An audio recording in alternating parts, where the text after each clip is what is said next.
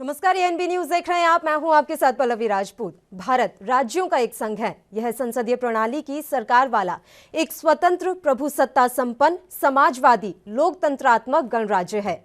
यह गणराज्य भारत के संविधान के अनुसार शासित है, जिसे संविधान सभा द्वारा 26 नवंबर 1949 को ग्रहण किया गया और जो 26 जनवरी 1950 को लागू किया गया।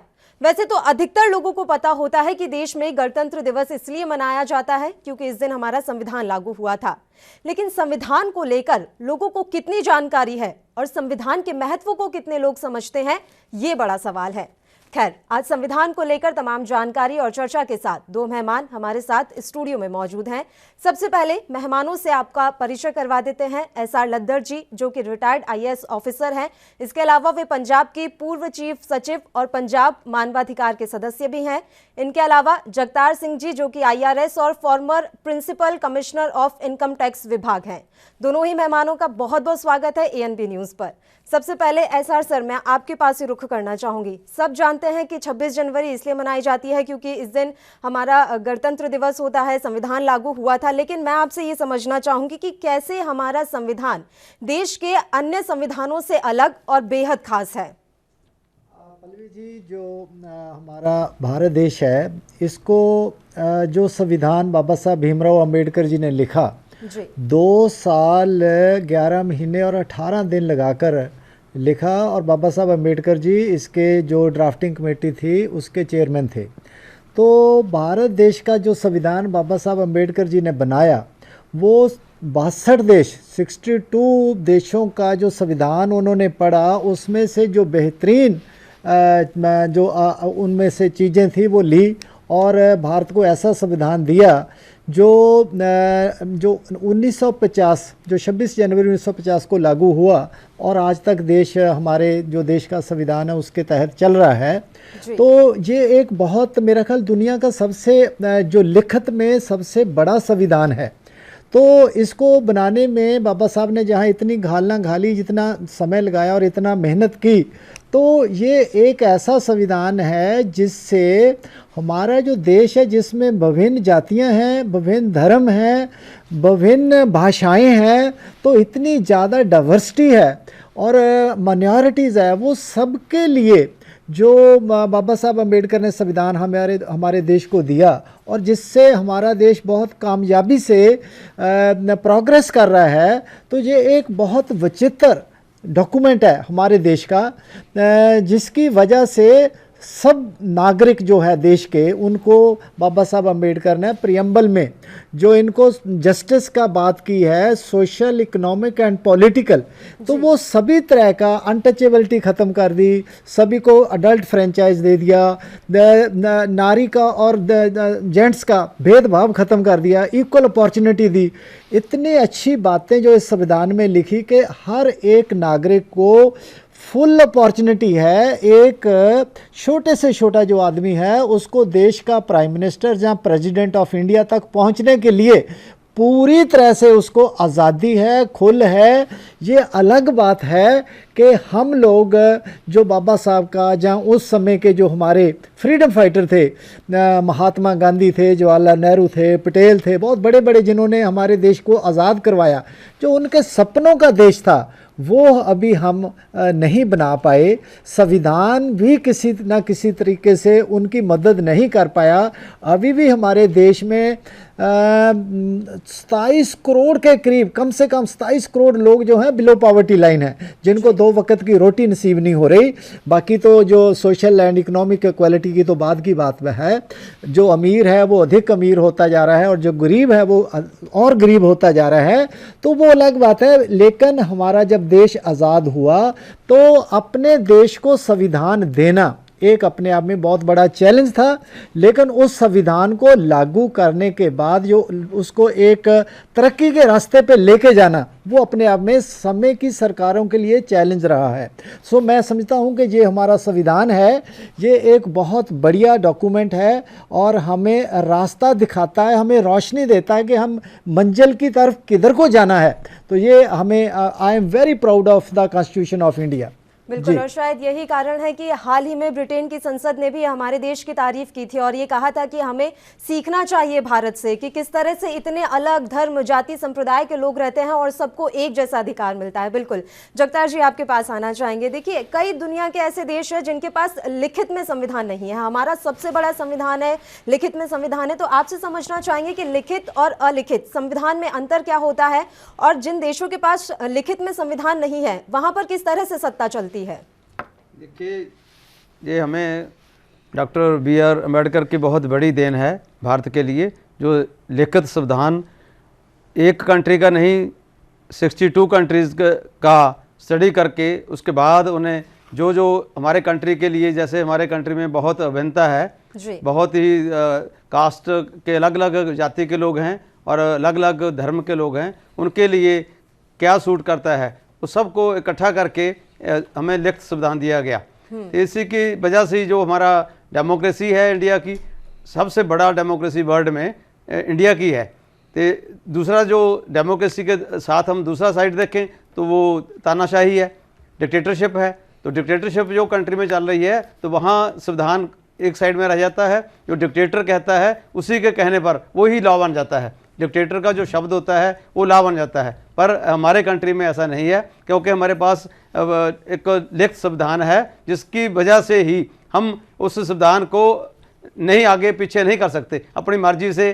एक हमारा सिस्टम बना हुआ है जिसमें गवर्नमेंट के ऑर्गन है, जुडिशरी है, लेजिस्लेचर है और एग्जीक्यूटिव है। ये सबका अपना अपना रोल है। ऐसे नहीं है कोई भी जो जुडिशरी का काम है वो लेजिस्लेचर करेगी, लेजिस्लेचर का काम है कानून को बनाना और जुडिशरी का काम है जो कानून की इंटरप्रिटेशन करना। जहाँ कहीं भी दुविधा आ जाती है तो जुडिशरी उसको उसके लिए अपना विचार देती है, इसका ये सही है पक्ष है और ये गलत है। और ऐसे ही एग्जीक्यूटिव है, उसने उसको अप्लाई करना है, इम्प्लीमेंट करना है, संविधान के अकॉर्डिंगली ही करना है। इसलिए लिखित संविधान होने का यही है कि हम उसको अपनी मर्जी से, मेरे को ये अच्छा लगता है, मेरे को ये अच्छा नहीं लगता, वो कोई भी किसी के पास पावर नहीं दी गई, चाहे वो प्रेसिडेंट ऑफ इंडिया हो, चाहे प्राइम मिनिस्टर है, या कोई स्टेट का मुख्यमंत्री या गवर्नर है, किसी के पास ऐसी पावर नहीं दी गई कि वो अपनी मर्जी से या अपने जो उसको अच्छा लगता है वैसा कार्य करेगा।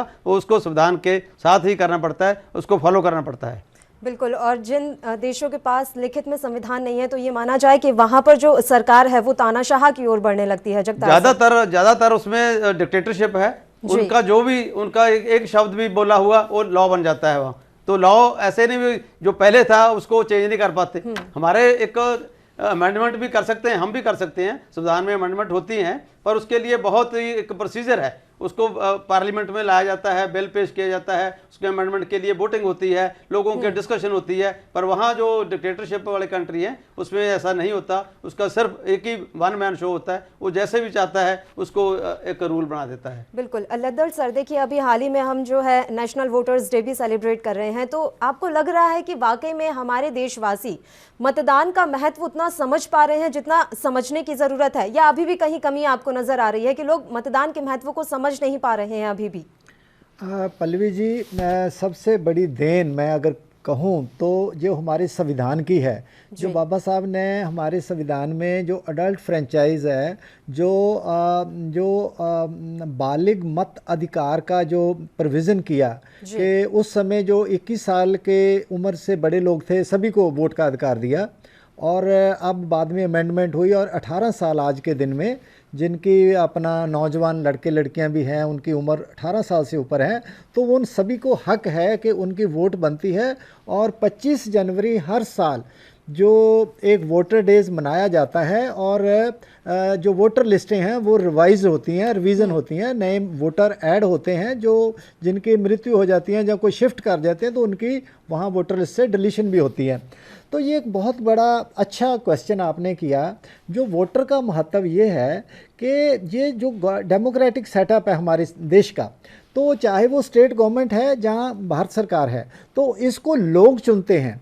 जिसका भी जो उम्र में 18 साल से ऊपर है, वोट बनी हुई है, तो वो वोट का इस्तेमाल करता है, चाहे वो एमएलए को चुनता है, जहां वो मेंबर पार्लियामेंट को चुनता है। जो एमएलए चुनता है तो एमएलए मिलकर फिर अपना मुख्यमंत्री चुनते हैं, और जो मेंबर पार्लियामेंट को चुनाव होता है तो उसके बाद वो प्राइम मिनिस्टर को चुनते हैं। तो एक बहुत बढ़िया सा प्रोसीजर बना हुआ है कि हमारे देश के ऊपर कौन रूल करेगा।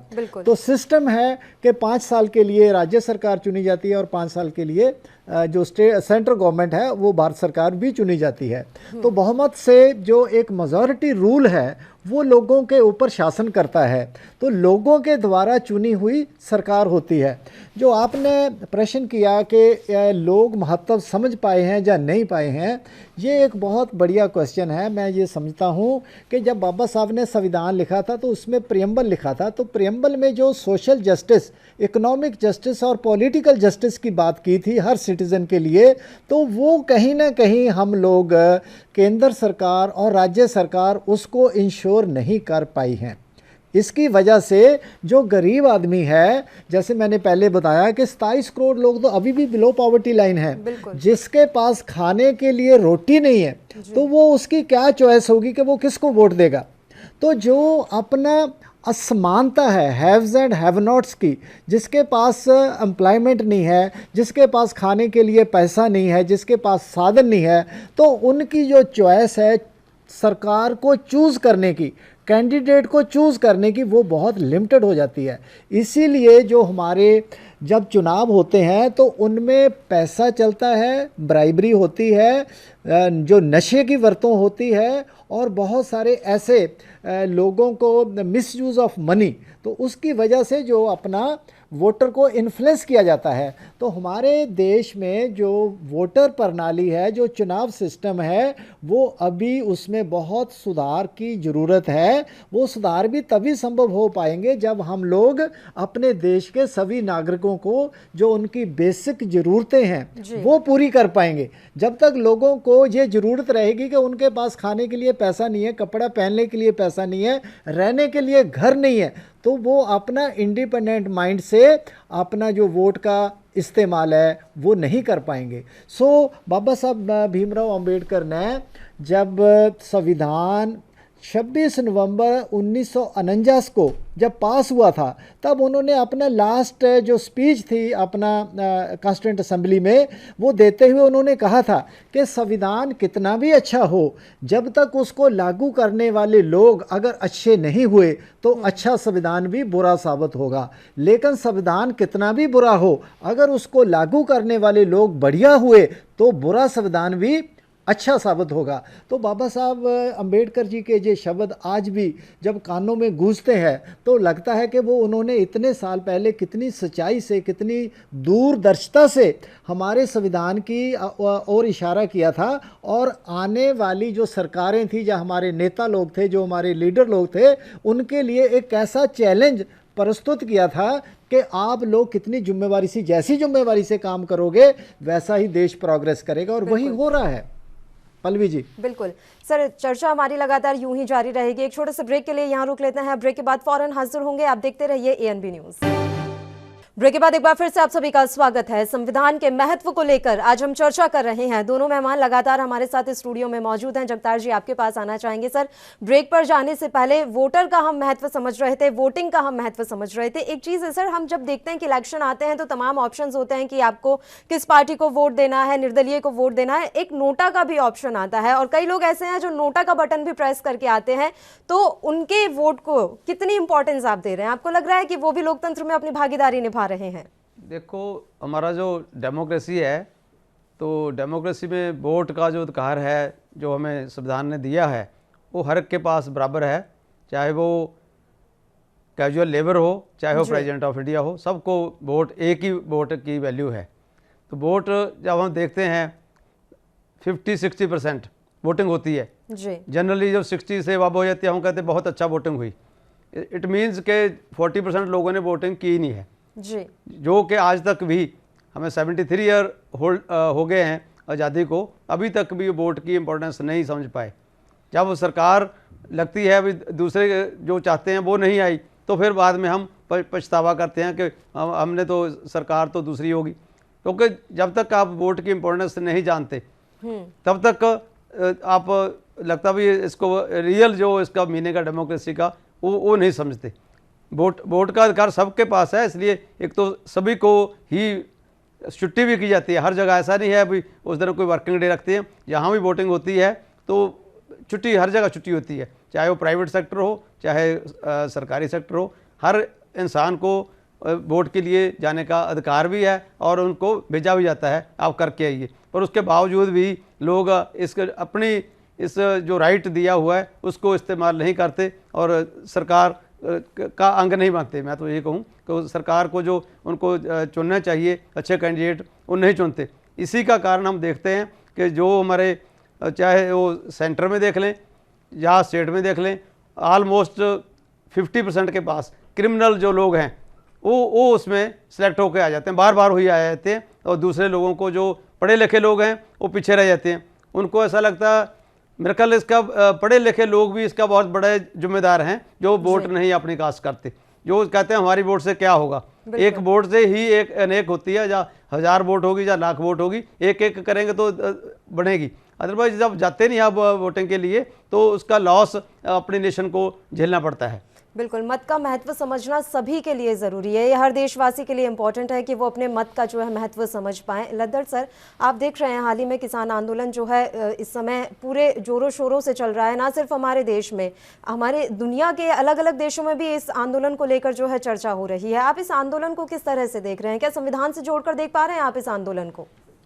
पल्लवी जी, जैसे ये जो आंदोलन चल रहा है, पहले जून पिछले साल 2020 में जब ये ऑर्डिनेंस आए फार्मर लॉज के बारे में जी। और सितंबर महीने में इनको लॉ में कन्वर्ट कर दिया गया, तो जो किसान लोग हैं, स्पेशली नॉर्थ इंडिया के लोग हैं, जो पंजाब, हरियाणा, वेस्टर्न यूपी, राजस्थान के कुछ लोग हैं, तो जो किसान लोगों ने जहाँ स्पेशली जहाँ एमएसपी लागू था तो वहाँ लोगों को ऐसा महसूस हुआ कि ये जो लॉज हैं ये उनके हित के खिलाफ हैं, उनके फेवर में नहीं है। तो ये जो लोग आंदोलन कर रहे हैं तो इनको ये बताया गया था कि ये इससे फार्मर की इनकम दुगनी हो जाएगी और ये उनके फ़ायदे के लिए हैं, उनके भले के लिए हैं। जब किसानों ने आंदोलन पहले जैसे पंजाब में किया, फिर पंजाब के बाद जब उन्होंने दिल्ली बॉर्डर पे जाकर आंदोलन शुरू किया तो वो उनकी कोई 10-11 मीटिंग्स भी हो चुकी हैं, तो वो अपना केंद्र सरकार इनको समझाने में असमर्थ रही है कि इन लॉज में उनका क्या फ़ायदा है। तो एक बात तो ये रही कि केंद्र सरकार ने जो किसान के संबंध में 3 नए कानून लाए हैं, वो उनको समझा नहीं पाई केंद्र सरकार के उसमें किसान का क्या फ़ायदा है, नंबर 1। सेकंड ये है पल्लवी जी, मैं ये समझता हूँ कि एक बहुत फंडामेंटल क्वेश्चन है, जैसे हम संविधान की बात कर रहे हैं, गणतंत्रता दिवस है, हमारा देश संविधान से चलता है, रिटन कॉन्स्टिट्यूशन है। तो कॉन्स्टिट्यूशन में लॉ पास करने के लिए 3 लिस्टें हैं, एक सेंट्रल लिस्ट है, एक स्टेट लिस्ट है और एक कंकरेंट लिस्ट है। जो सेंट्रल लिस्ट है और कंकरेंट लिस्ट है उसमें सेंट्रल गवर्नमेंट कानून पास कर सकती है। जो स्टेट लिस्ट है और कंकरेंट लिस्ट है उसमें स्टेट गवर्नमेंट और सेंट्रल गवर्नमेंट दोनों कानून पास कर सकती है। जो स्टेट लिस्ट है उसमें सिर्फ और सिर्फ स्टेट गवर्नमेंट कानून पास कर सकती है। जो एग्रीकल्चर का सब्जेक्ट है ये स्टेट सब्जेक्ट है, ये सेंटर का भी नहीं है और कंकरेंट लिस्ट में भी नहीं है। तो सेंट्रल गवर्नमेंट इसमें कानून बिल्कुल भी नहीं पास कर सकती थी।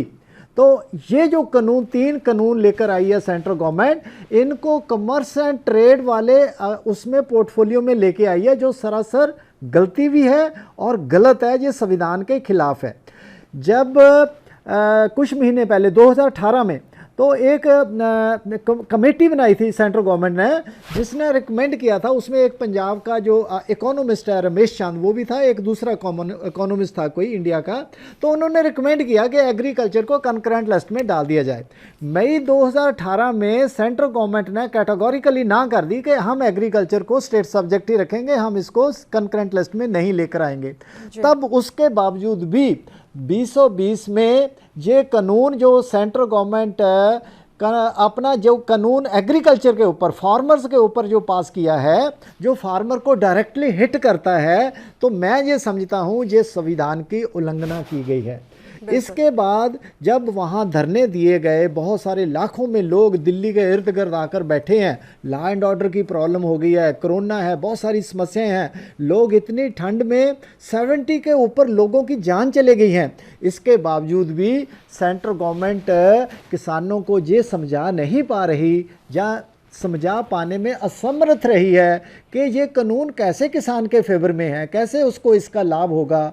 तो ये मैं समझता हूँ कि ये संविधान की सरासर जो एक उल्लंघना है, ये संविधान की सरासर अवहेलना है। ये अपना गवर्नमेंट ऑफ इंडिया को इसका कोई ना कोई जल्दी से जल्दी कोई हल निकालना चाहिए। किसानों ने हज़ारों नहीं लाखों ट्रैक्टर लेकर आउटर रिंग पे अपना एक मार्च निकालने का फैसला किया है, जिसको दिल्ली पुलिस ने अब इजाज़त भी दे दी है। पहले मना करती आ रही थी, अब इजाज़त भी दे दिया है। तो भगवान खैर करे, ये अच्छी अलामत नहीं है। किसानों का जाना, चाहे दिल्ली जाना हो, चाहे रिंग रोड पे जाना हो, ये उनका डेमोक्रेटिक राइट है। लेकिन इतने लोगों को फोर्स करना कि वो आके प्रोटेस्ट करें और लाखों की गिनती में मार्च निकालें, ये मैं समझता हूँ कि हमारे डेमोक्रेटिक सेटअप के लिए सही नहीं है। किसान हो या कोई और समुदाय हो, लेबर लॉज भी ऐसे बहुत एंटी लेबर पास किए गए हैं। जो सरकार है, चाहे वो स्टेट गवर्नमेंट हो या केंद्र की सरकार हो, ये हमारे देश में हमारे लोगों द्वारा चुनी गई और लोगों के भले के लिए सरकार है। जो लोगों के खिलाफ कानून बने, वो अपना गरीब जो है उसकी फर्स्ट प्रायोरिटी होनी चाहिए। जो अमीर है वो अपने तरीके से जो भी उसको चाहिए वो ले लेता है, लेकिन गरीब की कोई सुनवाई नहीं होती। तो गरीब की सुनवाई सरकार को करनी होती है। तो सरकार खुद ही अगर उनके खिलाफ कानून लेकर आती है जो उनको पसंद नहीं है या उनके भले के लिए नहीं है, तो मैं समझता हूँ ये बहुत एक अच्छा अलामत नहीं है, अच्छी अलामत नहीं है। तो ये लेबर कानून में भी संशोधन होना चाहिए। इससे बेटर थे पहले कानून, और ये जो फार्मर कानून है, फार्मर लॉज हैं, इनको भी वापस ले लेना चाहिए ताकि लोग अपने घर को शांति से वापस आएँ। बिल्कुल। जगतार सर, आप क्या देख रहे हैं, जब से संविधान का गठन हुआ, लागू हुआ, तब से लेकर अब तक एक आम आदमी, जैसा कि सर ने भी बार बार जानकारी दी कि कई लोग अभी भी हमारे ऐसे देश में हैं जो बिलो पॉवर्टी लाइन है और उनके लिए सच में 2 वक्त की रोटी जुगाड़ना भी बहुत मुश्किल का काम होता है। तो गठन से लेकर अब तक एक आम आदमी को क्या फायदा हुआ है संविधान से? देखिए पल्लवी जी, संविधान आने के बाद जो इंडिपेंडेंस हमारा देश आज़ाद हुआ, तो उसके बाद संविधान बना, संविधान को इम्प्लीमेंट भी कर दिया हमने, जो गणतंत्र दिवस हम 26 जनवरी को मना रहे हैं जी। तो उसके बाद चेंजेस तो बहुत आई हैं।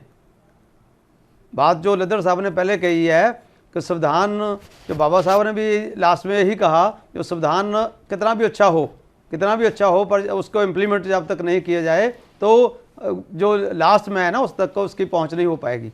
तो इसलिए जो जैसे मैंने भी पहले कहा है कि हमारे 3 ऑर्गन हैं, जुडिशरी है, एग्जीक्यूटिव है और लेजिस्लेचर है। तो एग्जीक्यूटिव का काम होता है इम्प्लीमेंट करना उसको। संविधान को जब तक प्रॉपर इम्प्लीमेंट नहीं होगा तो उसका इफेक्ट आएगा ही नहीं जी। तो जब तक जो संविधान में तो हमने दे दिया, कानून बन चुका है भी, हमने जे इसको गरीब के लिए भी बनता है, तो गरीब के लिए हमने जो मिनिमम जो उसकी है राइट भी है, उसके पास ड्यूटी भी है, उसको खाना भी हमारा संविधान कहता है हर बंदे को पहुंचना चाहिए। ऐसा नहीं कोई भूखस हो रहा है, भूखा हो रहा है, इक्वलिटी का राइट दिया हुआ हमें, है ना। तो सब राइट भी हैं, पर उसकी इम्प्लीमेंटेशन प्रॉपर नहीं ना होने के कारण ही वो जो गरीब बंदे तक का नहीं पहुंच पाता। इसलिए है कि एग्जीक्यूटिव जो है उस पर भी एक जो हमारे लेजिस्लेचर हैं, वो पॉलिटिशियन ने उसको भी वो एक पॉलिटिसाइज कर दिया है। जहाँ चाहे आप छोटी इकाई से लें, थानेदार लगता है, SHO लगता है और SP लगता है या DC लगता है डिस्ट्रिक्ट में, वो भी एक तरफ उसकी पॉलिटिशियन की उसी के साथ लगता है, जिसको चाहते हैं उसको लगाते हैं। अदरवाइज ऐसे नहीं, मेरिट पर नहीं होता वो। जब मेरिट पर वो जाएगा तो वो सोचकर कानून को देख कर करेगा। अच्छा, अब चल क्या रहा है, चल यही रहा है कि कानून एक साइड में रह जाता तो मेरे को ये अच्छा लगता है। एक बात तो ये ऐसी हो रही है कि इवन हमारी जुडिशरी, जिसको संविधान के बगैर कुछ भी नहीं, कानून को ही देखना है, वो भी वो कहने लगते हैं हमारा मन ऐसा करता है तो इसलिए हम ऐसा डिसीजन दे देते हैं।